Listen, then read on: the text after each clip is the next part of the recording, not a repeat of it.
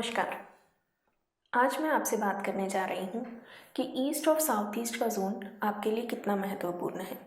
हाँ, एक ऐसा जोन जो एंग्जाइटी भी देता है और चर्निंग भी।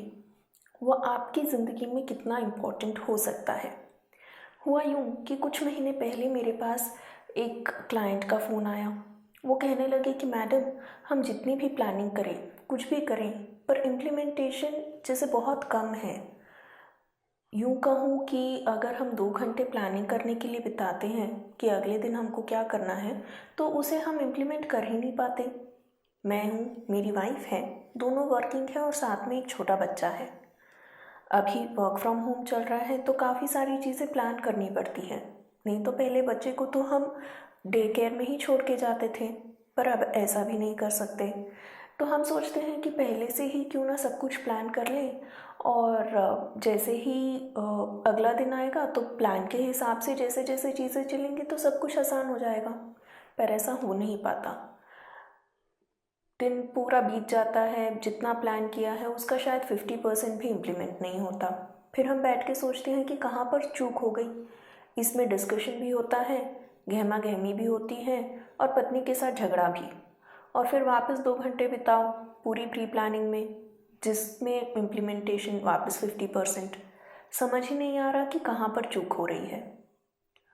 मैंने कहा कि आप फिक्र मत कीजिए, आपके पास अगर घर का प्लान है तो वो शेयर कर दीजिए, मैं उसे ग्रिड करके एक बार देख तो लूँ कि कहाँ पर क्या गड़बड़ आ रही है। उन्होंने कहा, हाँ मैडम, मेरे पास प्लान रेडी है, आप मुझे देख के बताइए कि क्या करना चाहिए। मैंने जैसे ही प्लान देखा तो उसमें मुझे मिला कि ईस्ट और साउथ ईस्ट का जो जोन है, जो चर्निंग वाला जोन है, वहाँ पर बर्नर आ रहा था। तो उनके दिमाग में चर्निंग कुछ ज़्यादा ही चल रही थी। सब कुछ सोच रहे थे कि प्लान करके ही चलें।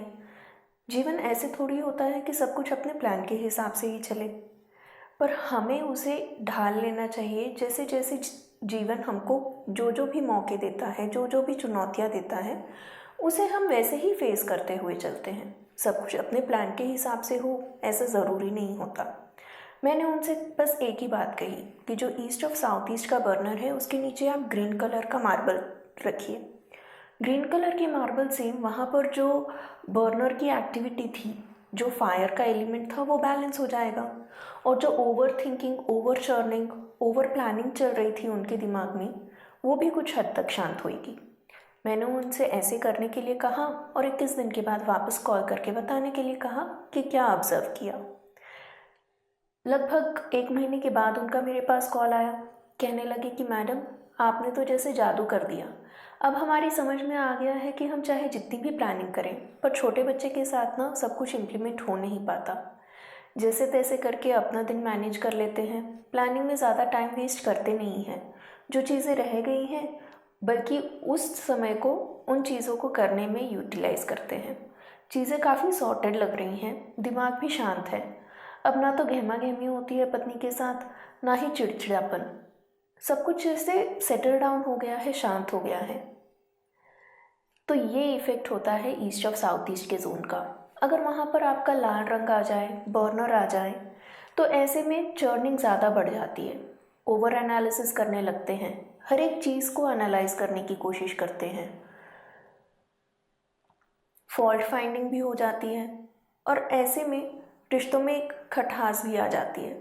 तो आप भी अपने घर में देखिए, क्या आप ओवर एनालिसिस करते हैं हर एक चीज़ का? ऐसी एनालिसिस जो सिरे नहीं लग पा रही। एनालिसिस ज़रूरी है, पर तभी जब उससे कोई डिसीजन हम निकाल पाए। अगर कोई डिसीजन ही नहीं ले पा रहे, ऐसी एनालिसिस का क्या ही फ़ायदा। अगर आपके भी जीवन में ऐसी ही समस्या आ रही है जहाँ पे आप एनालाइज तो कर रहे हैं पर उसका कोई रिजल्ट नहीं मिल पा रहा, आपको लगता है कि हम ज़्यादा ही कुछ चीज़ें एनालाइज कर रहे हैं, तो ऐसे में अपने घर का east of south east check कीजिए। चेक माई वास्तु ऐप को तो आप डाउनलोड कर ही सकते हैं। बस डाउनलोड कीजिए, फ़ोन में ओपन कीजिए, हथेली पर रखिए और अपने घर के सेंटर में खड़े होके उस तरफ मुड़ जाइए जहाँ पर ESC लिखा हुआ आए और वहाँ पर देखिए कि क्या रखा है आपने। अगर लाल रंग या बर्नर है तो उसे बैलेंस कर दीजिए। बस इतना ही करना है और आपकी जो ओवर थिंकिंग है, ओवर एनालिसिस है, वो कुछ हद तक शांत हो जाएगी। और वैसे मेरी मानिए तो कुछ हद तक नहीं, पूरी ही ठीक हो जाएगी। अपने अनुभव मेरे साथ आप ज़रूर शेयर कीजिएगा। आप मुझे mptrainer.net पर भी मैसेज कर सकते हैं या नीचे कमेंट्स में। धन्यवाद।